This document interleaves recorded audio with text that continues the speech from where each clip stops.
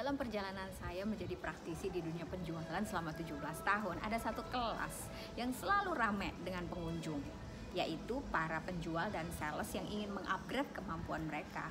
Rame-rame masuk berkali-kali berulang-ulang ke dalam kelas yang disebut dengan handling objection. Anehnya, dari mulai ilmu selling pemula, saya sudah belajar bahwa yang namanya objection itu hanya dibagi menjadi 5, yaitu tidak punya waktu, tidak punya uang, tidak butuh, tidak percaya, dan tidak buru-buru. Lalu kenapa kelas handling objection selalu ramai? Kenapa banyak sekali keluhan-keluhan yang disampaikan kepada leader-leader di dalam dunia penjualan bahwa tidak bisa masuk ke dalam step closing sebab objeksinya belum dibereskan? Saya ada satu strategi yang mungkin Anda bisa praktekkan dan membuat penjualan Anda menjadi lebih cepat masuk ke dalam step closing, yaitu tidak perlu menjawab objection, tidak perlu menghandle objection, tetapi blockinglah objection mana yang kira-kira akan menjadi objection dari prospek atau calon klien Anda.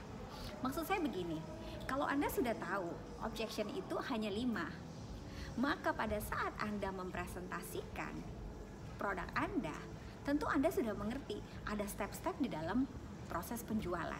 Jadi ada yang namanya siklus penjualan, yaitu penjualan itu berapa lama sebetulnya sampai kepada step closing dan apa saja yang harus Anda lewati. Nah, proses penjualan adalah berapa panjang durasi yang Anda butuhkan untuk pindah dari step 1 kepada step berikutnya. Jadi step pertama adalah Anda melakukan yang namanya observasi, perkenalan, di mana di step ini sangat menentukan apakah nanti Anda bisa memblok objectionnya. Karena objection akan Anda temukan di step pertama, bukan di step terakhir dalam penjualan.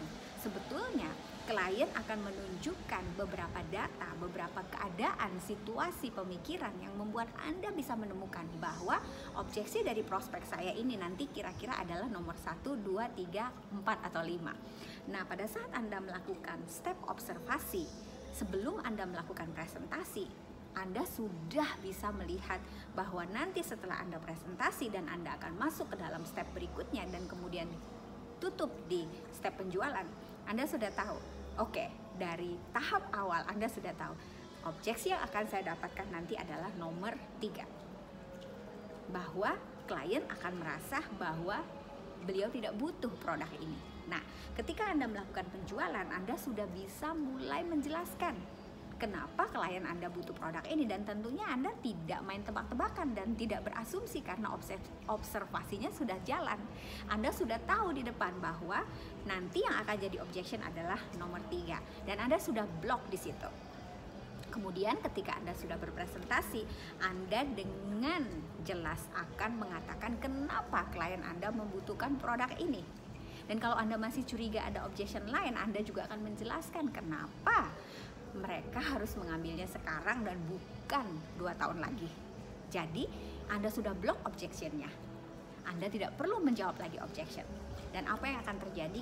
Prospek dan klien Anda akan melihat bahwa Anda adalah sales yang sangat tajam dalam keterampilan penjualan Anda.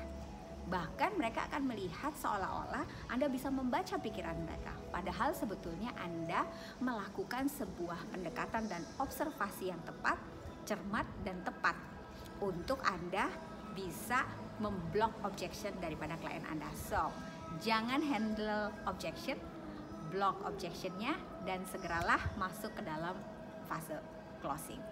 Saya Esra Manurung, Selling with Attitude. Menjual itu tidak susah kalau Anda tahu caranya.